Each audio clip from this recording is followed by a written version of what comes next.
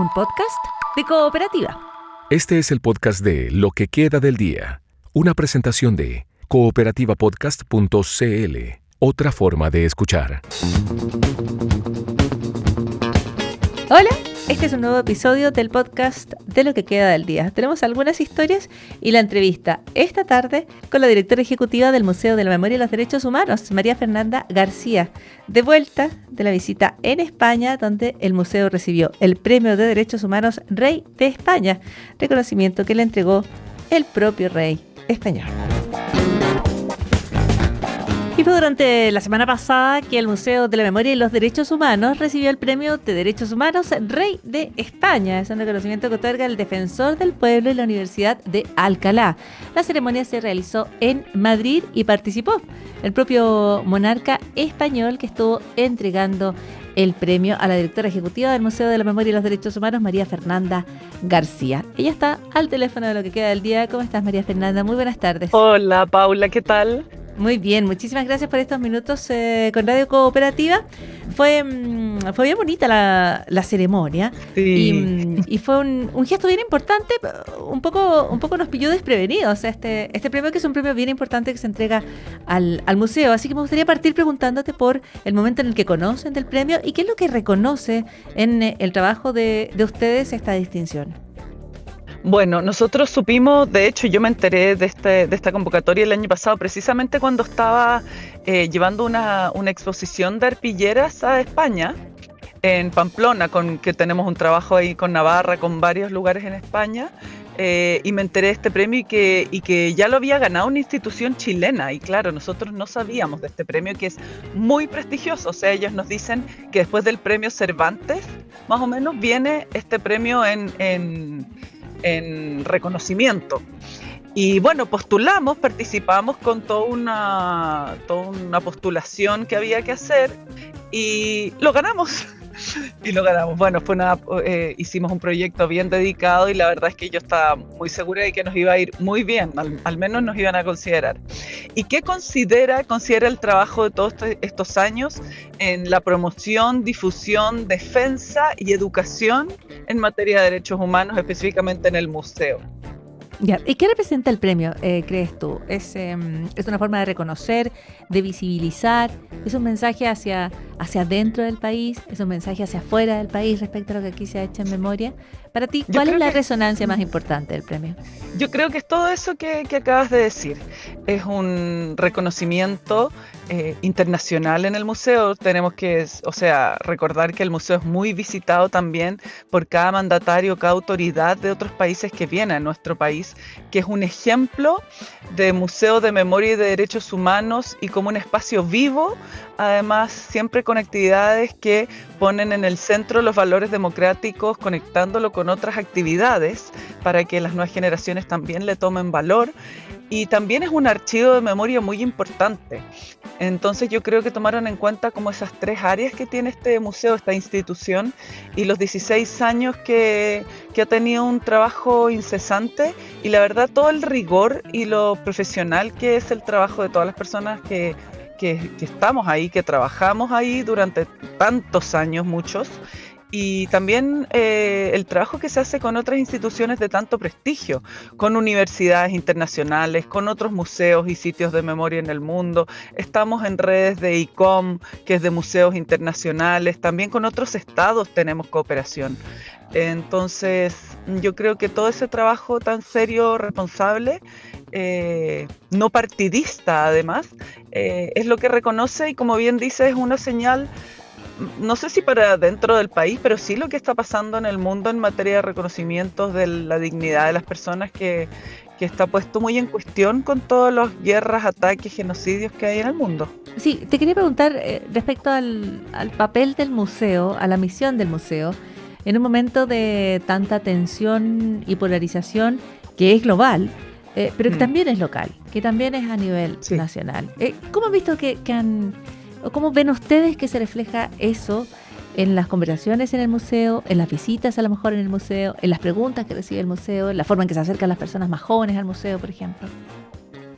Bueno, muchas personas jóvenes, muchos chicos, chicas jóvenes ven esto como algo muy del pasado, por supuesto, como cuando nosotros íbamos al colegio y veíamos, no sé, algo, no sé, Balmaceda o incluso los gobiernos radicales en su minuto.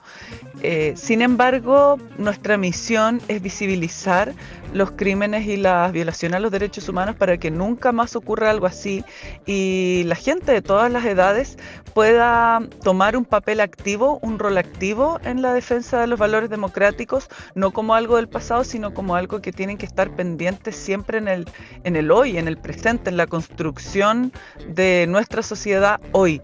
¿Y cuál es el rol que cada uno toma dentro de eso? Precisamente cuestionándose, hacer un cuestionamiento crítico de la realidad, pero también en la necesidad de siempre respetar al otro y saber que el otro nunca es un enemigo ni alguien al que quieres hacer desaparecer mediante la violencia, el asesinato, la desaparición forzada, sino es alguien, un adversario con el que tenemos que saber discutir y reflexionar en conjunto. ¿Y ustedes que reciben el mayor valor? Esa visita constante, ¿qué preguntas nuevas surgen? Porque tú dices, aquellos estudiantes o para la población más joven que va, no jóvenes que van, se trata de hechos que ven lejanos en el tiempo, ¿no es cierto? Pero que son parte de su pasado y son parte de su presente en las preguntas. ¿Qué es lo que, cómo han ido cambiando las preguntas? Lo estoy pensando desde el punto de vista de un museo que cumple 16 años también, ¿no? Que es joven, pero ya tiene una larga trayectoria. Pero ya tiene una trayectoria, sí.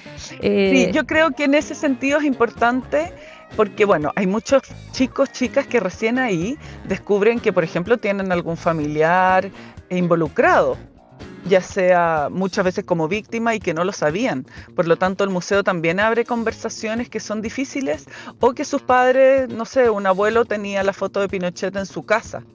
Y este niño o niña nunca quiso preguntar o nunca quiso entrometerse más. Sin embargo, a través de las visitas al museo, más allá de criticar o no, porque no se trata de hacer peleas, sino que también abrir conversaciones que son necesarias. Yo creo y creemos que aún no se han dado todas las conversaciones pendientes que se podrían dar, porque las esquilas de la dictadura, si bien el golpe fue hace 53 años, la democracia llegó hace 35 y seguimos viviendo algunos reflejos de ello y bueno, sin ir más lejos, mucha gente que no ha aparecido, que no hay verdad ni reparación aún. Entonces, esa conversación está pendiente y también vincularla con los temas de hoy. Nosotros tenemos una programación diversa y además otras exposiciones y otras actividades y programas que lo conectan con la violación a los derechos humanos tanto en nuestro país como fuera. En otros países, entonces también lo conecta y lo hace visible con los temas de hoy y cómo ellos también tienen que ser agentes activos en la defensa de los derechos humanos o al menos visibilizarlo. María Fernanda, no todo el mundo conoce la estructura del museo, de quién depende, cómo se garantiza su financiamiento. Y estamos en momentos de ajustes, de recortes. El museo, sin embargo, depende de una fundación de derecho privada, ¿no? ¿Qué pasa con su financiamiento? ¿Cuál es el papel del Estado en relación al museo? Bueno, es una fundación privada con misión y financiamiento público. Entonces nosotros somos parte de la partida de las instituciones colaboradoras del Ministerio de las Culturas, las Artes y el Patrimonio. Y a través de esas instituciones tenemos un presupuesto anual que es parte del presupuesto que se discute todos los años en el Congreso. Es una fundación de derecho privado donde dentro de su directorio no hay injerencia de gobiernos de turno y se hizo de esa manera precisamente para no politizarlo y asegurarle su subsistencia y que no sea cooptado por un gobierno u otro en particular. Y respecto al financiamiento, ¿hay algún temor respecto a recortes? Bueno, ya tuvimos el recorte del 3% que fue a muchas instituciones o a casi a todas las instituciones que dependen o que se financian a través del Ministerio de las Culturas y subimos ese recorte recién del 3%. ¿Y cómo impacta el museo eso? Ay, es una pena porque precisamente, bueno, nosotros hicimos nuestro presupuesto con lo que nos habían entregado y que lo que se había, eh, ¿cómo se llama?, entregado desde el año pasado. Y en base a eso hicimos nuestro plan de gestión y lamentablemente, claro, son planes y programas que tenemos que recortar y precisamente eran los programas de actividades que salen del museo, itinerancias y otros programas que un poco vuelcan el museo en otras comunas o incluso otras regiones. Entonces es una pena porque en el fondo son actividades que se dejan de hacer para otras personas y para sacar el museo a otras regiones precisamente. Eso. ¿Y cómo se Pero van a bueno, adaptar? ¿Sencillamente se eliminan esas actividades? Sí, se eliminaron esas actividades y quedamos con las fundamentales y con otras actividades que dentro del museo y sí, así es. Ya, ustedes trabajan Bueno, yo creo que todas las instituciones tuvimos que adaptarnos a este recorte. No claro, teníamos estoy mucho que pensando hacer. que ustedes también trabajan en coordinación, en red, con con otras organizaciones en la defensa, en la promoción de los derechos humanos, de la memoria. Estoy pensando, por ejemplo, la corporación Villa Grimaldi, Parque por la Paz Sí, Villa Grimaldi, ¿no? sí. Que ellos han estado denunciando retrasos en entregas de recursos, advierten incluso riesgo de cierre.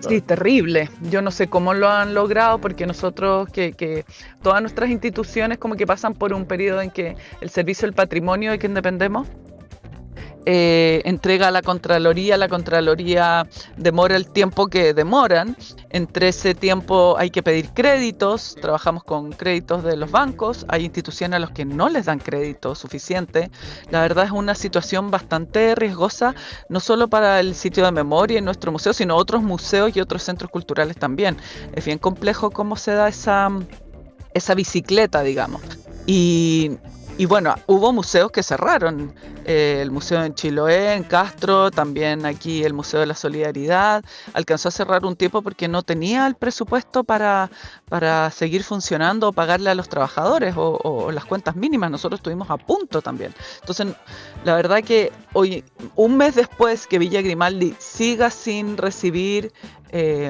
su glosa presupuestaria, que además está aceptada por el Congreso y se había votado, me parece súper grave. No sé la verdad de quién depende finalmente, pero es súper grave que una institución así, que hay un compromiso además desde el Estado para su financiamiento, no lo pueda tener para seguir teniendo los planes, los programas, pagarle a la gente, pagar gastos básicos. Bien complejo encuentro. Claro, no es posible seguir adelante considerando esas circunstancias, si esas fueron las circunstancias. Lo que han planteado desde Villa Grimaldi es que los recursos para el funcionamiento no se les han transferido por el convenio que han firmado con el Servicio Nacional de Patrimonio Cultural y que sigue en proceso de toma de razón en la Contraloría. En la Contraloría, entonces han ido, ignoro la verdad por qué específicamente, pero aquí, claro, es grave igual, porque son compromisos que a su vez Villa Grimaldi tiene presentó un plan de trabajo que se aceptó y que ya estamos a mediados de mayo, y es complejo y es una señal súper delicada además en estos momentos y en el contexto hacia la memoria, hacia la cultura, hacia nuestro patrimonio, hacia la educación en derechos humanos, que esperamos que de verdad que se subsane muy, muy, muy prontamente. Muy bien, María Fernanda, muchísimas gracias por estos minutos con Cooperativa y por supuesto extender las felicitaciones de esta distinción, el Premio de Derechos Humanos Rey de España que ha entregado la Universidad de Alcalá y el Defensor del Pueblo Español. Muchísimas gracias. Muchas gracias a ti, que estés muy bien. Muy buenas tardes. María Fernanda García, directora ejecutiva del Museo de la Memoria y los Derechos Humanos.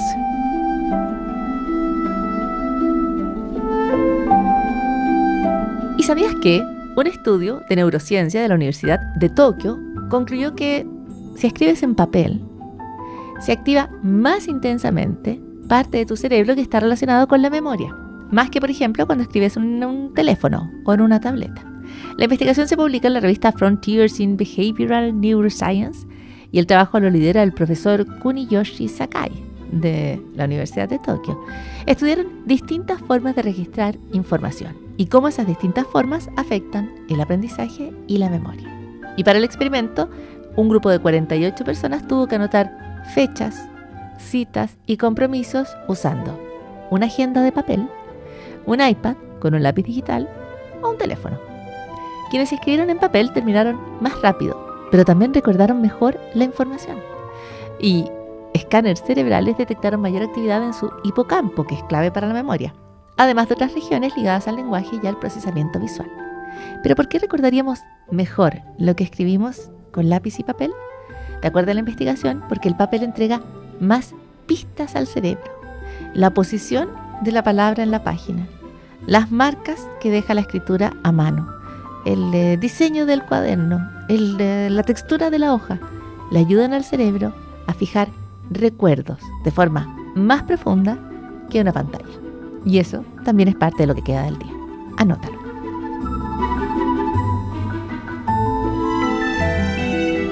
Estás escuchando el podcast de Lo que queda del día, una presentación de cooperativapodcast.cl.